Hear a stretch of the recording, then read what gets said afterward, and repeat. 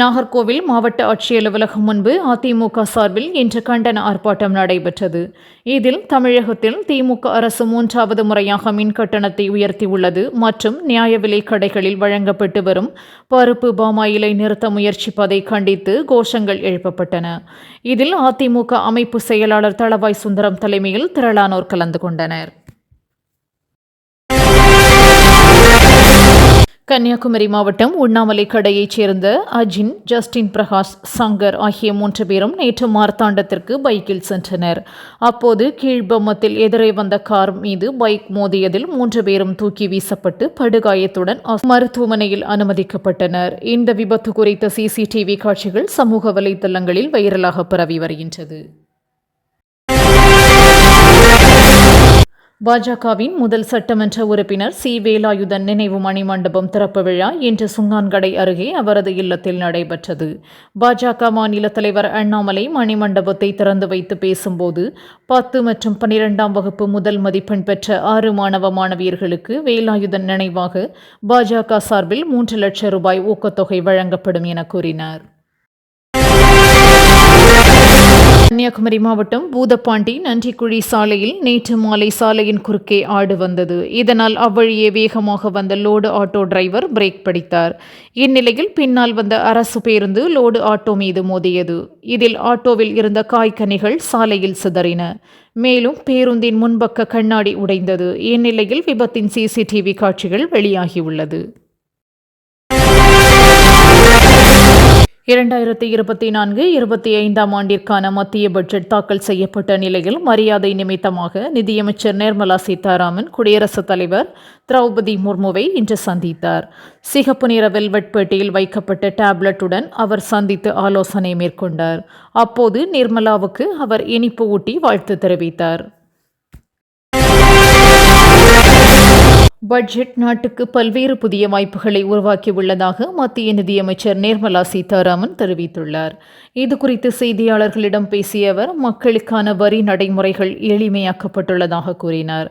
மேலும் வேலைவாய்ப்பு, கல்வி, இளைஞர்கள், நடுத்தர மக்கள் ஆகியோரை கருத்தில் கொண்டு பட்ஜெட் உருவாக்கப்பட்டுள்ளதாகவும் அவர் தெரிவித்தார். பட்ஜெட்டில் தமிழகத்திற்கு புதிய திட்டங்களை அறிவிக்காதது ஏமாற்றம் அளிப்பதாக EPS தெரிவித்துள்ளார். பாஜகவின் தேர்தல் அறிக்கையில் இடம்பெற்ற எந்த அறிவிப்புகளும் பட்ஜெட்டில் இடம்பெறவில்லை என்று கூறிய அவர், தற்போதைய அறிவிப்புகளால் தமிழகத்திற்கு எந்த நன்மையும் இல்லை என்றார். திமுக கூட்டணி MPக்கள் 39 பேர் இருந்தும் தமிழகத்திற்கு திட்டங்களை பெற்றுத்தர முடியவில்லை எனவும் விமர்சித்துள்ளார். மத்திய அரசின் பட்ஜெட் மிகச்சிறப்பாக உருவாக்கப்பட்டுள்ளதாக முன்னாள் முதல்வர் OPS தெரிவித்துள்ளார். அடுத்த 10 ஆண்டுகளில் அடைய வேண்டிய இலக்குகளை 5 ஆண்டுகளில் அடைய வைக்கும் வகையிலான சிறப்பான பட்ஜெட் இது என்று பாராட்டிய அவர், மத்திய அரசு மாநிலங்களை பிரித்து பார்த்து நிதி ஒதுக்குவது இல்லை என்று தெரிவித்துள்ளார். பட்ஜெட்டில் தமிழகத்திற்கு திட்டங்களோ நிதியோ ஒதுக்கவில்லை என்பது குறிப்பிடத்தக்கது. ஏழைகள், பெண்கள், இளைஞர்கள், விவசாயிகளுக்கு மத்திய அரசு முன்னுரிமை அளிப்பதாக நிதியமைச்சர் நிர்மலா சீதாராமன் தெரிவித்துள்ளார். நாடாளுமன்றத்தில் 2024-25 பட்ஜெட்டை தாக்கல் செய்து உரையாற்றிய அவர், உலக பொருளாதாரத்தில் மந்த நிலை நீடிக்கும் வேளையில் இந்திய பொருளாதாரம் தொடர்ந்து முன்னேற்ற பாதையில் பயணிக்கிறது என்றார். மேலும் பணவீக்கம் கட்டுக்குள் இருக்கிறது என்றும் குறிப்பிட்டார். இலங்கை கடற்படையால் மீனவர்கள் கைது செய்யப்படுவதை மத்திய மாநில அரசுகள் இன்னும் எவ்வளவு நாட்கள் வேடிக்கை பார்க்கும் என அன்புமணி ராமதாஸ் கேள்வி எழுப்பியுள்ளார். இலங்கை சிறையில் 89 தமிழக மீனவர்கள் வாடி வதங்கி வருவதாக கூறியுள்ள அவர், அவர்களின் குடும்பங்கள் வாழ்வாதாரம் இழந்து வறுமையில் வாடுவதாக தெரிவித்துள்ளார். முதல்வர் கடிதம் எழுதுவதை தவிர்த்து செயலில் ஆர்வம் காட்ட வேண்டும் என கேட்டுக்கொண்டுள்ளார். பட்ஜெட் தாக்கல் செய்யும் ஒவ்வொரு முறையும் திருக்குறள் உள்ளிட்ட தமிழ் இலக்கியங்களை மத்திய நிதியமைச்சர் நிர்மலா சீதாராமன் மேற்கோள் காட்டுவது வழக்கம்.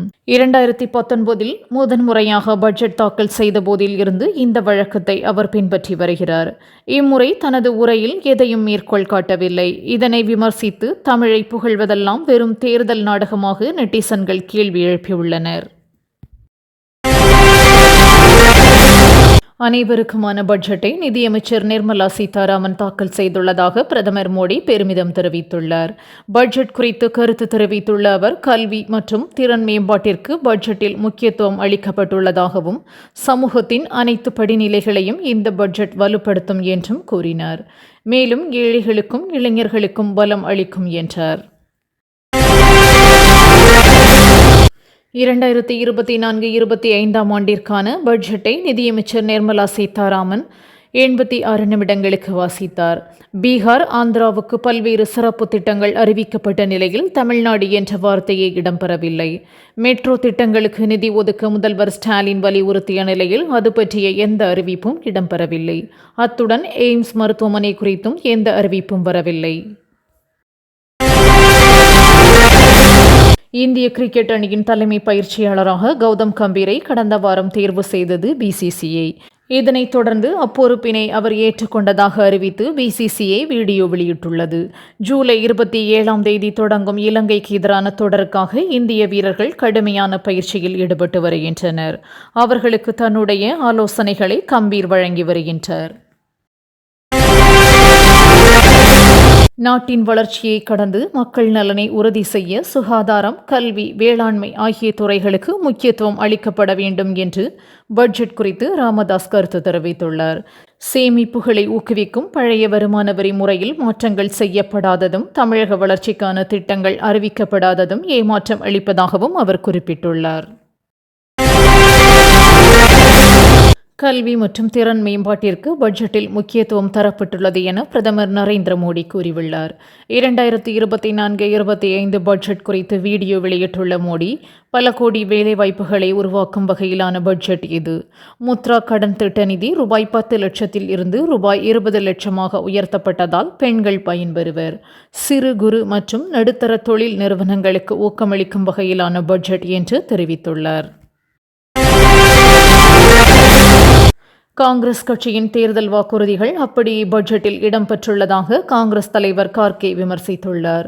நாட்டின் முன்னேற்றத்திற்காக மத்திய பட்ஜெட்டை பாஜக அரசு தயாரிக்கவில்லை, தனது அரசை காப்பாற்றிக் கொள்ளும் நோக்கத்துடன் தயாரித்துள்ளது என குற்றம் சாட்டிய அவர், 10 ஆண்டுகள் தொடர் போராட்டத்திற்கு பிறகு வேலைவாய்ப்பு குறித்து அறிவிப்பு வெளிவந்துள்ளது என தெரிவித்துள்ளார்.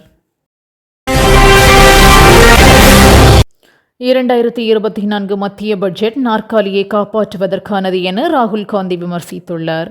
சாமானிய மக்களுக்கு எந்த நிவாரணமும் இல்லாமல் கூட்டாளிகளுக்கு நன்மை பயக்கும் பட்ஜெட் என்றும், காங்கிரசின் தேர்தல் அறிக்கையும் முந்தைய பட்ஜெட்டையும் அப்படியே நகலெடுத்துள்ளதாகவும் குறை கூறினார். கூட்டணி கட்சிகள் ஆளும் மாநிலங்களை திருப்திப்படுத்தும் வகையிலேயே பட்ஜெட் தாக்கல் செய்யப்பட்டதாக சாடினார்.